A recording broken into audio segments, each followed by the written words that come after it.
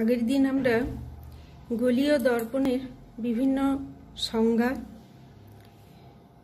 গোলীয় দর্পণে চিহ্নের রীতি, গোলীয় দর্পণের ক্ষেত্রে ফোকাস দৈর্ঘ্য এবং বক্রতা ব্যাসার্ধের মধ্যে পারস্পরিক সম্পর্ক নির্ণয় এবং অবতল দর্পণে বস্তুর বিভিন্ন অবস্থানে উৎপন্ন প্রতিবিম্ব কিরূপ হবে সেই সংক্রান্ত বিষয়গুলি আলোচনা করেছিলাম। আজ আমরা উত্তল দর্পণ দ্বারা প্রতিবিম্ব গঠন কিভাবে হয় সেই বিষয়ে আলোচনা শুরু করছি। একটি উত্তল দর্পণের সামনে একটি বস্তু PQ রাখলে এই উত্তল দর্পণের দ্বারা যে প্রতিবিম্ব গঠিত হয় সেটি অসদ এবং সমশীর্ষ হয়।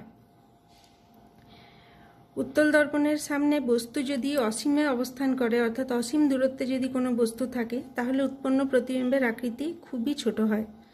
কিন্তু যদি বস্তু অসীম দূরত্ব এবং দর্পণের মেরুর মাঝামাঝি কোনো অবস্থানে থাকে, তাহলে সেক্ষেত্রে উৎপন্ন প্রতিবিম্ব বস্তুর চেয়ে আকৃতিতে ছোট হয়, কিন্তু প্রত্যেক ক্ষেত্রেই উৎপন্ন প্রতিবিম্ব অসদ এবং সমশীর্ষ হয়। এখন অবতল দর্পণ এবং উত্তল দর্পণ দ্বারা অসদ বস্তুর সদ প্রতিবিম্ব কিভাবে গঠিত হয় সেই বিষয়ে আমরা দেখব। একটি অবতল দর্পণ নেওয়া হয়েছে এবং একটি উত্তল দর্পণ। একগুচ্ছ অভিসারী রশ্মি যথাক্রমে অবতল এবং উত্তল দর্পণে আপতিত হয়ে প্রতিফলনের পর সদ্বিম্ব সৃষ্টি করেছে। অভিসারী রশ্মিগুচ্ছ অভিসৃত হওয়ার আগেই দর্পণে আপতিত হয়েছে এবং প্রতিফলিত হয়ে সদ প্রতিবিম্ব উৎপন্ন করেছে। এক্ষেত্রে P এই বিন্দু উৎসটি অসদ। এক্ষেত্রে এই যে OP বস্তু দূরত্ব, এটা আপতিত রশ্মির অভিমুখে পরিমাপ করার জন্য এটি হচ্ছে নেগেটিভ।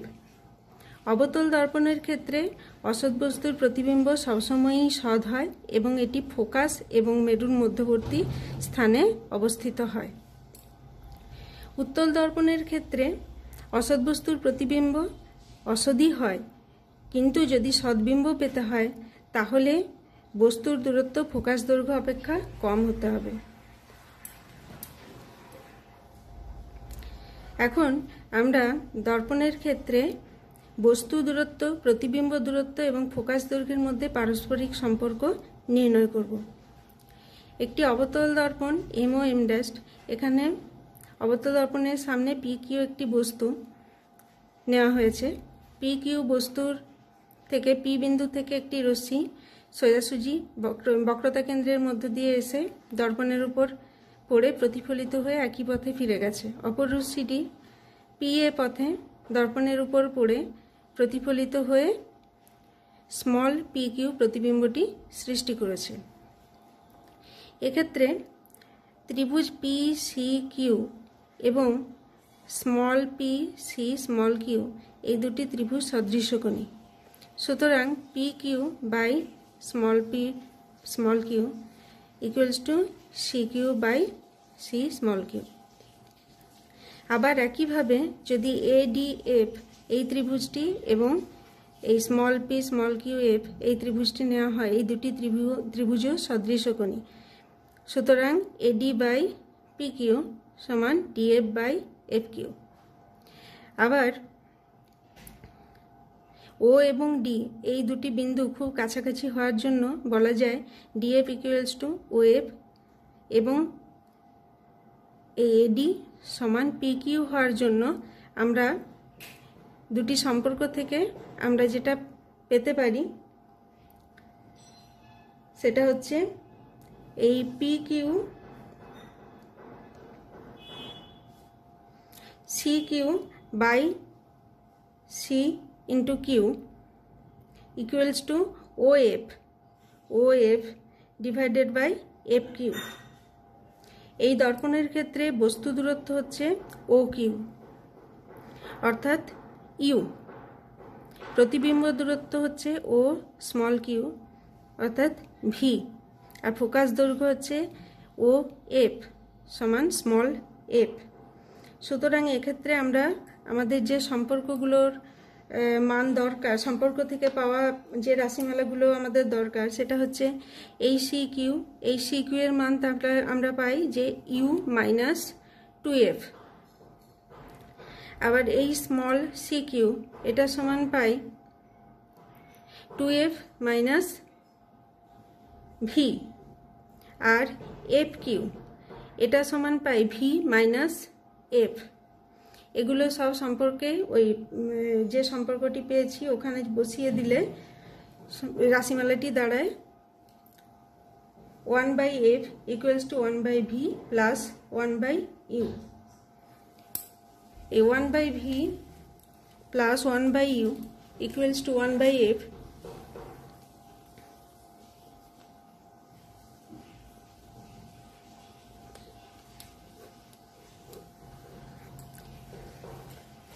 এটা হচ্ছে বস্তু দূরত্ব, প্রতিবিম্ব দূরত্ব এবং ফোকাস দূরত্বের মধ্যে পারস্পরিক সম্পর্ক।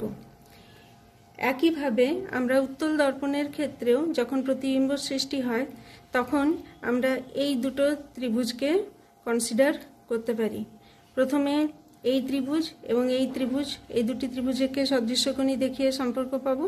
পরবর্তী ক্ষেত্রে এই ত্রিভুজটা এবং এই দুটো ত্রিভুজকে সদৃশ্যকোণী দেখিয়ে সম্পর্ক পাবো। তাদের মধ্য থেকে আমরা যা যা দরকার সেগুলো আমরা ইউ ভি এবং এফ এর টার্মসে মানগুলো বসিয়ে আমরা এই সম্পর্কটি প্রতিষ্ঠা করতে পারবো।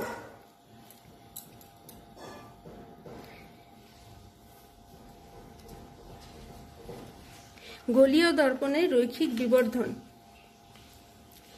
বিবর্ধন বলতে প্রতিবিম্বের দৈর্ঘ্য এবং বস্তুর দৈর্ঘ্যের অনুপাতকে বোঝায়। অর্থাৎ যেমন এখানেই প্রতিবিম্বের দৈর্ঘ্য হচ্ছে small P small Q R বস্তুর দৈর্ঘ্য পি কিউ। সুতরাং বিবর্ধনকে যদি স্মল এম দিয়ে লেখা হয় তাহলে স্মল এমকে বিবর্ধন জন্য লেখা হয়, তাহলে স্মল এম সমান P Q by P Q. একটি অবতল দর্পণের সামনে পি কিউ একটি বস্তু নেয়ার ফলে স্মল পি স্মল কিউ একটি প্রতিবিম্ব গঠিত হয়েছে। এখানে এই কোণটা সমান এই কোণটা।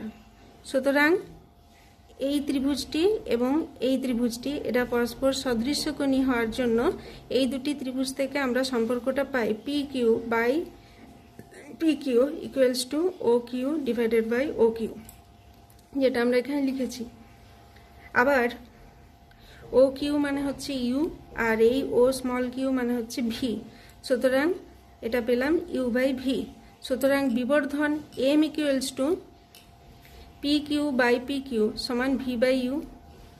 এটাই হচ্ছে বিবর্ধনের রাশিমালা।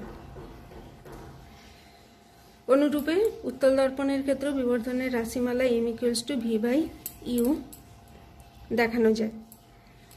বিবর্ধনের সঙ্গে ফোকাস দূরত্ব এবং বস্তু দূরত্ব বা প্রতিবিম্ব দূরত্বের মধ্যে পারস্পরিক সম্পর্ক নির্ণয়। আমরা গোলীয় দর্পণের ক্ষেত্রে এই তিনটে রাশির মধ্যে যে সম্পর্কের সমীকরণ সেটা পেয়েছি 1/v equals to 1/u plus 1/v plus 1/u equals to 1/f। এখান থেকে আমরা যদি 1/vটাকে প্রথমে রেখে দিই তাহলে 1/v equals to pi 1/f minus 1/u। এখান থেকে ভি বাই ইউ এর সম্পর্ক অর্থাৎ এম সমান পাই F by U minus F. আবার যদি এই সমীকরণে 1/u এটাকে রেখে দিই তাহলে 1/u equals to 1/f minus 1/v। 1/u equals to 1/f minus 1/v। এখান থেকে ভি বাই ইউ সমান পাই V minus F by F. দুটোই বিবর্ধনের সঙ্গে বস্তু দূরত্ব বা প্রতিবিম্ব দূরত্ব এবং ফোকাস দৈর্ঘ্যের সম্পর্ক। এখন উত্তল দর্পণের ক্ষেত্রে এটা দুটোই কিন্তু কেস হচ্ছে অবতল দর্পণের ক্ষেত্রে। উত্তল দর্পণের ক্ষেত্রে কিন্তু ফোকাসটা হয় নেগেটিভ। সেক্ষেত্রে আমরা এফ এর মান যদি নেগেটিভ পুট করি তাহলে এই দুটো যে রাশিমালা পেয়েছি বিবর্ধনের সেটা আমরা পেয়ে যাচ্ছি minus of F divided by U plus F সমান minus of V plus F divided by F. অসৎ বিম্বর ক্ষেত্রে যদি উৎপন্ন প্রতিবিম্ব অসৎ বিম্ব হয় তাহলে কিন্তু উত্তল দর্পণের ক্ষেত্রে ভি নেগেটিভ, আর যদি বস্তুটাই অসৎ বস্তু হয় তাহলে ইউ নেগেটিভ নিতে হয়, যেটা আমরা ইউ নেগেটিভ আগেও আলোচনা করেছি। এখন অবতল দর্পণের ক্ষেত্রে ভি বাই ইউ অর্থাৎ এম বিবর্ধন সমান F by U minus F. এই সমীকরণটির থেকে বিবর্ধনের মাত্রা সম্বন্ধে বোঝা যায়, অর্থাৎ বিবর্ধন কত গুণ বিবর্ধন হবে প্রতিবিম্বের সেটা জানা যায়। যদি অসীম দূরত্বে বস্তু থাকে তাহলে ইউ ইনফিনিটি, সেখানে বিবর্ধনের মান প্রায় শূন্য, অর্থাৎ উৎপন্ন প্রতিবিম্ব সৎ হবে, ফোকাসের সৃষ্টি হবে এবং খুবই ক্ষুদ্র হবে। যদি বক্রতা কেন্দ্রে হয় তাহলে ইউ এর মান 2f, সেক্ষেত্রে বিবর্ধনের মান হচ্ছে 1, 2f মাইনাস এফ মানে বিবর্ধনের মান হচ্ছে 1, অর্থাৎ উৎপন্ন প্রতিবিম্ব সৎ এবং বক্রতা কেন্দ্রেই সৃষ্টি হবে আর সমান আকৃতির হবে। ফোকাসে যদি উৎপন্ন হয় তাহলে এম এর মান হয়ে যাচ্ছে ইনফিনিটি, কারণ নিচটা 0 হয়ে যাচ্ছে, সুতরাং এম এর মান ইনফিনিটি, তাহলে বিবর্ধন হবে ইনফিনিটি, অর্থাৎ বস্তুর যে প্রতিবিম্ব তৈরি হবে তা হবে সৎ, অসীমের সৃষ্টি হবে এবং অসীমভাবে বিবর্ধিত হবে। মেরু বা ফোকাসের মধ্যে যদি থাকে অর্থাৎ U greater than 0 less than F যদি হয় তাহলে প্রতিবিম্ব দূরত্ব ঋণাত্মক হতে পারে, ঋণাত্মক হবে এবং ইউ অপেক্ষা বেশি হবে, সেক্ষেত্রে এম এর যে মান সেটা ঋণাত্মক হবে এবং 1 অপেক্ষা বেশি হবে। সুতরাং উৎপন্ন প্রতিবিম্ব অসৎ হবে, দর্পণের পিছনে সৃষ্টি হবে এবং বস্তু অপেক্ষা বড় হবে। যদি বস্তুর দূরত্ব 2f এর থেকে বেশি হয়, অর্থাৎ বক্রতা কেন্দ্রের পিছনে যদি বস্তু থাকে তাহলে কিন্তু বিবর্ধনের মান 1 এর চেয়ে কম হয়। সুতরাং উৎপন্ন প্রতিবিম্ব সৎ হবে, ফোকাস এবং বক্রতা কেন্দ্রের মধ্যে অবস্থিত হবে এবং ক্ষুদ্র আকৃতির হবে। আর যদি ফোকাস এবং বক্রতা কেন্দ্র দুটোর মাঝখানে যদি বস্তু অবস্থিত হয় অর্থাৎ U greater than F less than 2f হয় তাহলে বিবর্ধনের মান 1 এর বেশি, সেক্ষেত্রে উৎপন্ন প্রতিবিম্ব সৎ হবে, বক্রতা কেন্দ্রের চেয়ে বেশি দূরে অর্থাৎ 2f এর বেশি দূরে অবস্থিত হবে এবং বস্তুর চেয়ে বড় হবে। কিন্তু উত্তল দর্পণের ক্ষেত্রে আমরা যে রাশিমালা পেয়েছি অর্থাৎ m equals to F by U plus F, অর্থাৎ বস্তুর যে কোনো অবস্থানের জন্যই m কিন্তু লেস দেন 1, সুতরাং প্রতিবিম্ব সবসময় অসৎ এবং বস্তুর চেয়ে আকৃতিতে ক্ষুদ্র হবে।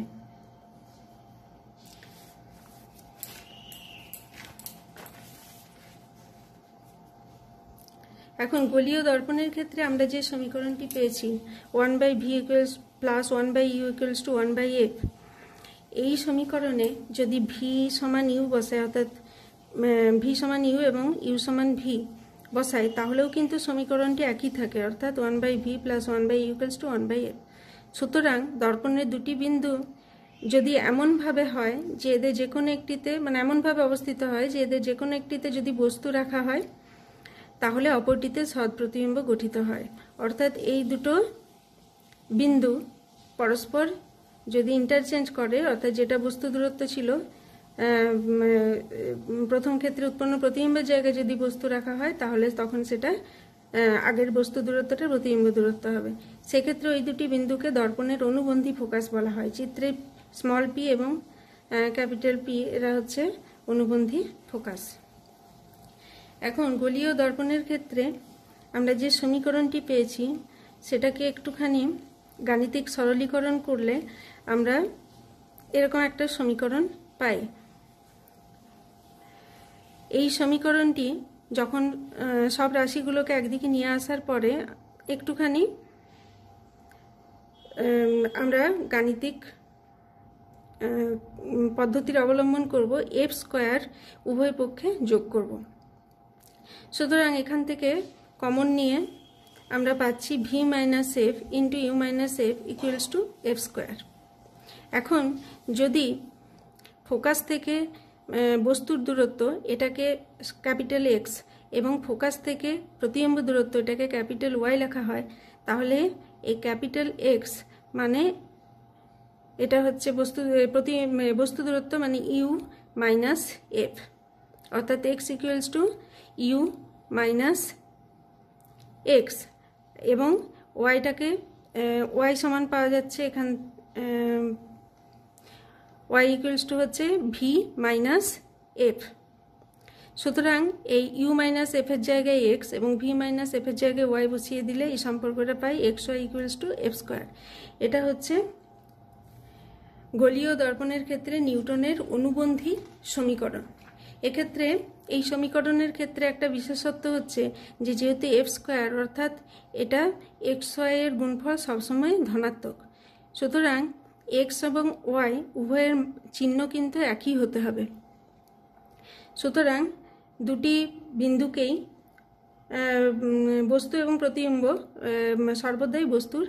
সর্বদাই ফোকাসের একই দিকে অবস্থিত হতে হবে, এ মনে রাখতে হবে। গোলীয় দর্পণের ব্যবহার। গাড়ির ভিউ ফাইন্ডারে উত্তল দর্পণ ব্যবহার করা হয়, দাড়ি কামানোর জন্য অবতল দর্পণ ব্যবহার করা হয়, মোটর গাড়ির হেডলাইটে বিশেষ অধিবৃত্তীয় দর্পণ ব্যবহার করা হয়, যাতে দর্পণের ফোকাসে বাল্বের ফিলামেন্ট রাখলে প্রতিফলিত রশ্মি সমান্তরালভাবে নির্গত হয়। গোলীয় দর্পণের সমীকরণে থেকে অবতল দর্পণের সমীকরণ কিভাবে পাওয়া যায়? অবতল দর্পণের ক্ষেত্রে আর এর মান হচ্ছে ইনফিনিটি, আর গোলীয় দর্পণের সমীকরণে 1/f এর জায়গায় যদি r/2 বসিয়ে দিই তাহলে এই সমীকরণটা পাচ্ছি 1/v plus 1/e equals to 2/r, যেখানে r সমান ইনফিনিটি বসালে এটা হচ্ছে 0, সুতরাং v সমান মাইনাস ইউ। সুতরাং বস্তু দূরত্ব প্রতিবিম্ব দূরত্ব পরস্পর সমান এবং প্রতিবিম্ব দর্পণের পিছনে অবস্থিত হবে। দর্পণের প্রকৃতি কিভাবে নির্ধারণ করা যায়? কোনো সমতল দর্পণের সামনে যদি কোনো বস্তুকে রাখা হয় তাহলে উৎপন্ন প্রতিবিম্ব সমশীর্ষ হয় এবং বস্তুর সমান আকৃতির হয়। অবতল দর্পণের সামনে কোনো বস্তুকে ফোকাসের মধ্যে রাখলে উৎপন্ন প্রতিবিম্ব সমশীর্ষ হয় এবং বস্তুর থেকে বড় হয়। উত্তল দর্পণের ফোকাসের মধ্যে কোনো বস্তুকে রাখলে উৎপন্ন প্রতিবিম্ব সমশীর্ষ হয় এবং বস্তুর থেকে আকৃতিতে ছোট হয়। এখন আমরা এই যে গোলীয় দর্পণের যে সমীকরণ বা যে বিষয়ে আমরা আলোচনা করলাম সবই কিন্তু একটি বিশেষ কন্ডিশনের ক্ষেত্রেই প্রযোজ্য। সেটা হচ্ছে যে রশ্মিগুচ্ছ সমান্তরাল রশ্মিগুচ্ছ প্রধান অক্ষের সাথে সমান্তরাল রশ্মিগুচ্ছ যারা দর্পণের উপর আপতিত হয় তারা খুব কাছাকাছি প্রধান অক্ষের খুব কাছাকাছি অবস্থিত হয়, কিন্তু যদি প্রধান অক্ষের থেকে দূরবর্তী রশ্মিগুচ্ছ দর্পণের উপর পড়ে প্রধান অক্ষের উপর মিলিত হয় প্রতিফলিত হওয়ার পর, তাহলে দেখা গেছে যে দূরবর্তী রশ্মিগুলো তুলনামূলক কাছের বিন্দুতে মিলিত হয়, ফলে একটা যেটা বিন্দু উৎসের প্রতিবিম্ব বিন্দু হওয়ার কথা ছিল কিন্তু সেটা বিন্দু না হয়ে একটু ছড়িয়ে যায়, অর্থাৎ ওই সমস্ত রশ্মিগুচ্ছের যে সঞ্চার পথ সেটা একটুখানি ছড়ানো হয়। একে বলা হয় কস্টিক বক্ররেখা। যদি গোলীয় দর্পণ ব্যবহার না করে অধিবৃত্তাকার দর্পণ বা অগোলাকার দর্পণ ব্যবহার করা হয় তাহলে কিন্তু গোলীয় দর্পণের এই ত্রুটিটা দূর করা যায়। এই ধরনের ত্রুটিকে বলা হয় দর্পণের গোলকাপেরণ।